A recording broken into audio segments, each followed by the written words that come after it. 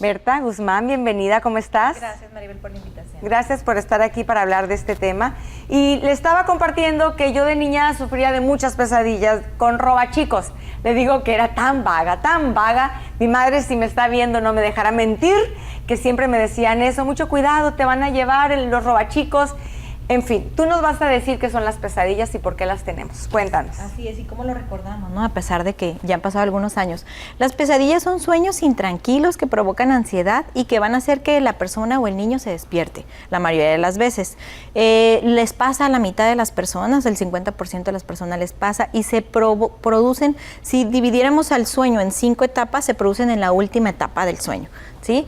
Cuando unos papás o cuando algún niño o un adolescente nos refieren que tienen pesadillas, lo primero es que hay que, si tienen esta preocupación, hay que descartar que sí sea, hacer bien diagnóstico, el diagnóstico correcto, que sea una pesadilla y que no sea un terror nocturno, porque se parecen mucho. ¿Y cuál es la diferencia? La diferencia, mira, en la pesadilla el niño se acuerda de lo que soñó, hay poca actividad motora, o sea, el niño se mueve poco, sí se mueve, pero se mueve poco, hay una actividad que no es compleja y no se acuerda completamente del sueño o de partes, pero muy sustancialmente se acuerda de lo que pasó, como tú que me dices, me acuerdo de que me perseguían y esto y el otro.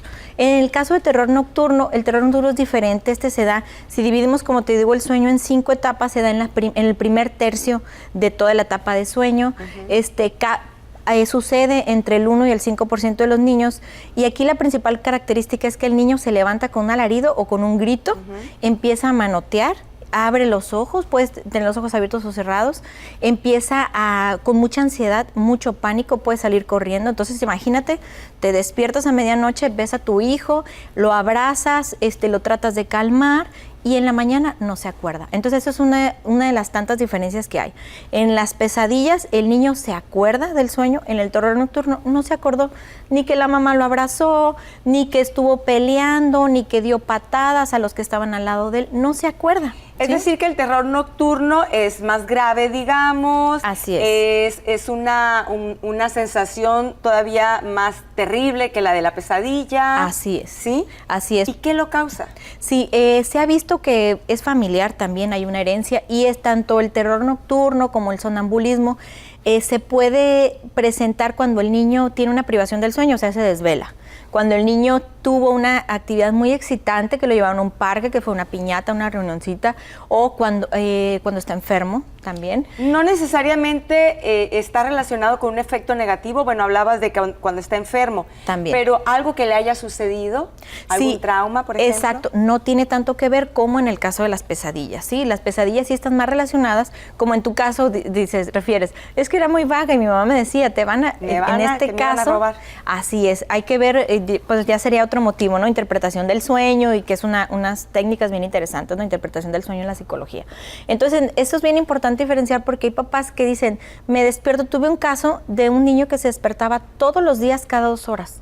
Y le decían, es normal porque es una pesadilla. En estos casos, cuando ya el terror nocturno o la pesadilla, las dos, es muy constante, se presenta mucho y altera ya la funcionalidad del niño porque amanece cansado y los papás no duermen. La funcionalidad del niño y de la familia completa, y de la familia. ¿no? Imagínate esta pareja que tenía este bebé chiquito que me dicen, duramos 1 año despertándonos cada 2 horas. Era un terror nocturno grave, porque hay leve, moderados y profundos. En este caso era grave, y le damos medicamento y remite, ¿no? Entonces les cambió la vida a estos papás.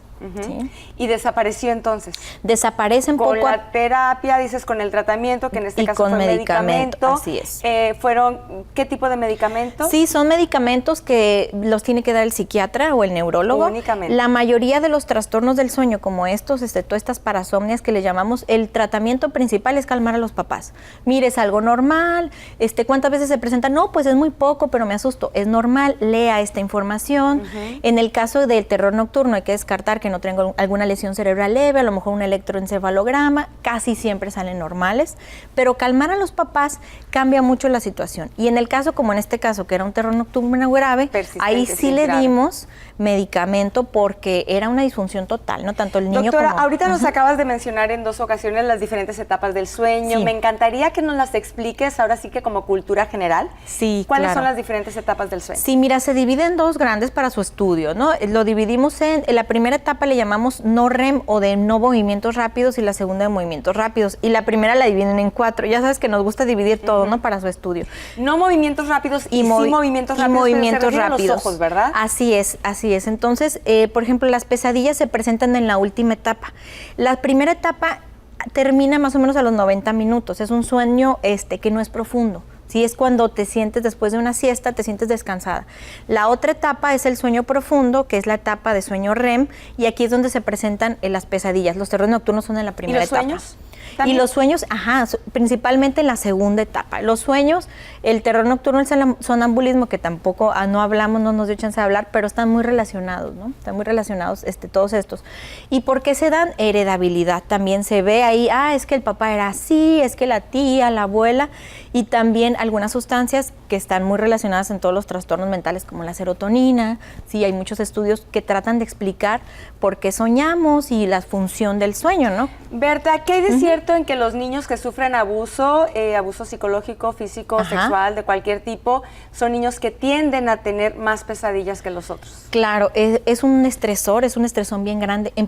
Tienen sueños vívidos ellos, empiezan a recordar el evento y principalmente son pesadillas porque lo sueñan. Entonces el estresor psicológico se relaciona más con pesadillas y no con terror nocturno. Fíjense, es por esto que es importante prestarle atención a las pesadillas de nuestros hijos, claro, para saber si es algo, como dices tú, la actividad que tuvo durante el día, sí, o tal vez está enfermo, o a lo mejor algo normal, puede ser normal cuando son de manera esporádica, pero cuando ya es algo persistente, que le está afectando al niño, a toda la familia, hay que ver qué hay de fondo también para atenderlo. Sí, claro, una de las técnicas de terapia que tú le has de conocer es la interpretación de los sueños. Eso nos ayuda mucho.